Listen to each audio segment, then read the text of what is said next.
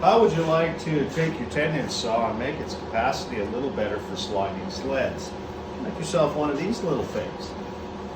Bolts off, tapped into the side, and locks into the Best-Meyer front fence. And this little extension here, and these are just so that you can swing the nut, but if you slide a board off the end, you don't get those.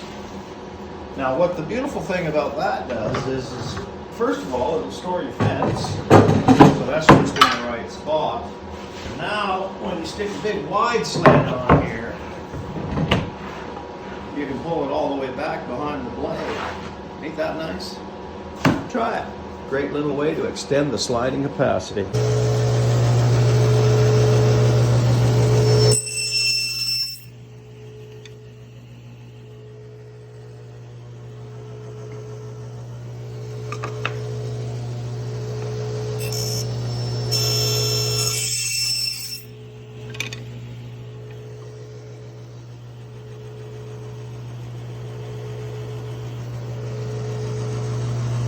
Okay, developed quite a few things today and still didn't get as far as I wanted, but it is Sunday and I'm taking it easy. So these are the fully developed louvers, and I'm just working out the spacing and how many parts I needed and all the joinery and all of this. And you know, it's you know, a little rabbit on the back, right? Another rabbit on the front, a beveled siding, a wind dam, okay? And so I've got sort of one with, I think, the proper spacing. That's, I think, looking right and large enough to let the air through, but kind of keep rodents out. You can sort of see the backside here. Right, I'll use spacers or whatever. I'll pre-paint those before they go in. It would be a nightmare to paint otherwise. So one of the things that I could use the community's help with is, see this little band detail here is sticking out a little bit. This moves and it's not in a position. And I've got one here that's sort of tucked in, creating a shadow. And I like that one because it reads the bead. You know, but I also like this one because it, you know, it pokes out a little bit. And I'll explain why. Let me, you know, one of the things that I normally do is, just let me put the camera in the stand here, is I like to read the light with shadow. So here we've got the lights off and I can tell which one I like. So those two don't really read much different in that light. And let me sort of get the rest of the complex together. So our crown molding is going to sit somewhere there. That would be the last element. And then there's my neck banding, which is this element. And that sits right there. So that is the fully developed box. The only thing I'm waiting for, guys, is well, your comments on what you think of the scale. The roof starts here, of course, and then goes straight up from the knife edge. So this one pushing out or that one tucked in. I'll leave a steel image just so you can sort of see the shadows, but I have a tendency to go for this one, but I don't know why. Now the reason I'm using those, incidentally, is this is a way to, these will be free floating inside of here. See, they're moving. And that's so that this wide inch, 8-inch can expand and contract, and this just sort of gives it an element. I also like the banding of it and how it creates a nice little detail. Anyway, that's all I got done. Hopefully I can flesh that out by tomorrow and start painting and start the roof this following Monday. First of all, I'd like to thank all the people that have followed along in this series. I'm quite overwhelmed with the response and the popularity. I'm glad that people are enjoying it. You know, I was a little hard on myself for not getting stuff done today, but I have to remind myself that what I'm doing while I'm building is designing. And this type of design is the majority of the design is done, but I'm developing the finer details. And the reason it took so long today is the grills will also be mimicked inside the gable ends on the lantern roof. And so I have to take notes, and I have to make sure that it works in both of those locations so that the element proportions and the spacings all work, and the depth and you know, all of those things. And so I think this is something that I don't give myself enough credit for doing, and that's taking the time to explore all the options. And so I just thought I would, you know, mention that the elements in this will be incorporated in the building. In other words, the corner detail is identical to what I'll be doing on the big, large corners in the building, and the corners around the lantern roof, and how the crown works. So all of that is being kept in my mind as to not an individual isolated unit. That design principle, what I call it, is repetitive shape.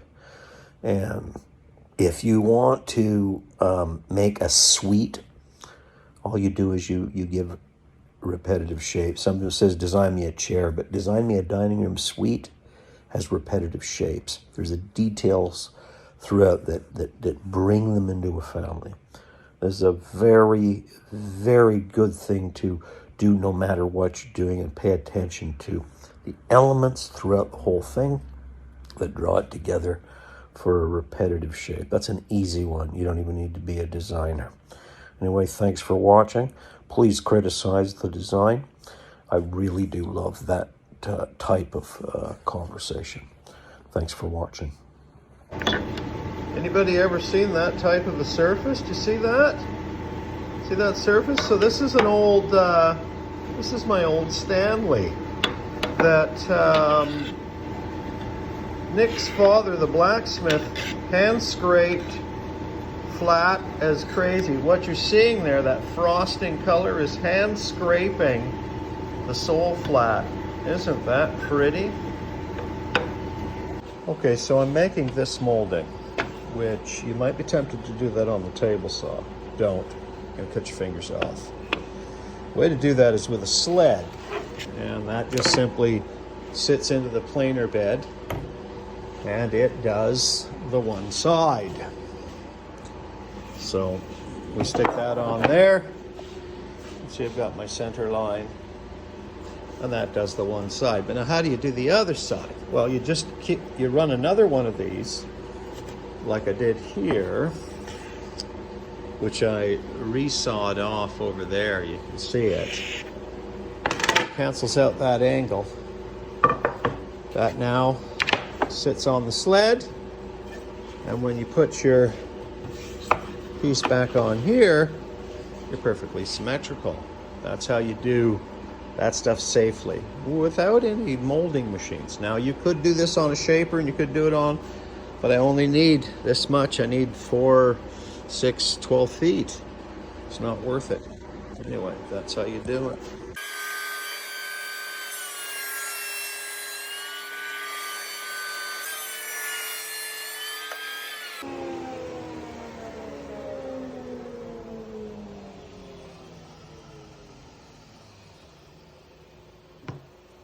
That's a safe way to do it.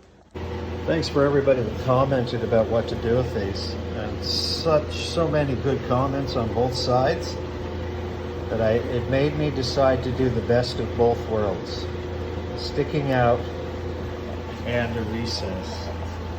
What do you think? I like it.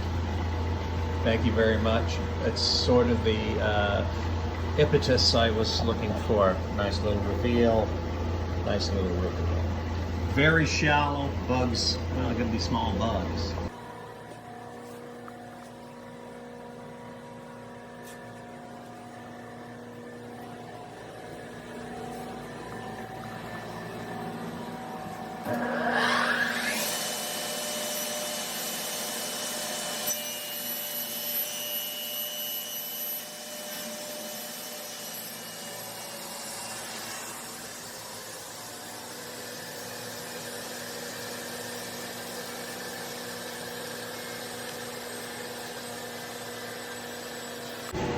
Okay, might come back out after dinner and put a coat of red on this. It's ready. Hope you guys accept that. Now I set my goal is to start the roof on Monday. And technically, I have started the roof. So I've got my plate in here. This is a half lap trenched out plate, screwed down into the 2x2s, and I got my center line, and I've calculated my crown and stuff. So I'm gonna have crown and about three inches of soffit. Gives me a 40-inch full span and overhang. So I got this idea, and this is the general shape. It could be a little steeper, but what that represents is actually a 5/12 pitch in reverse, and the majority of the roof is 5/12. So I don't know. It's pointy enough. I got a 4x4 here. That's about what I'm thinking the steeple might come out of it. Anyway, another few questions, guys. Steeper, all considered, right?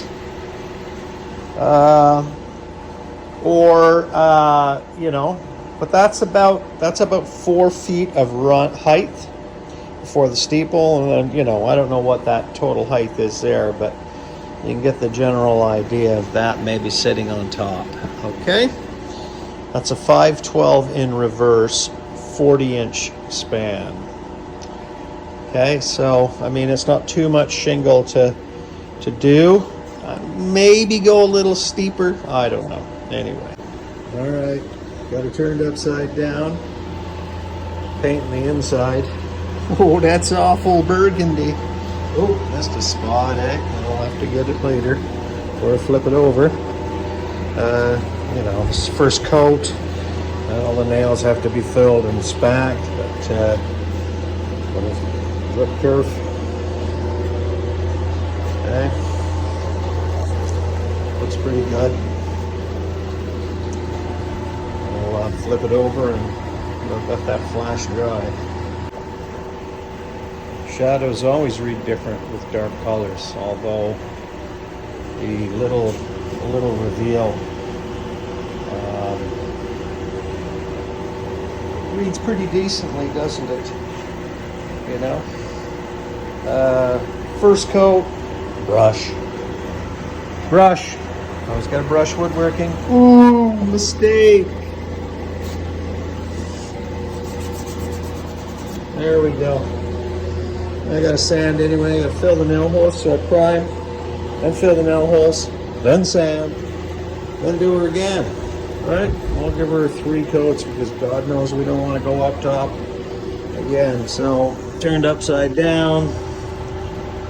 Guess that's the way we're going to see it, eh? Anyway, we'll get at her tomorrow.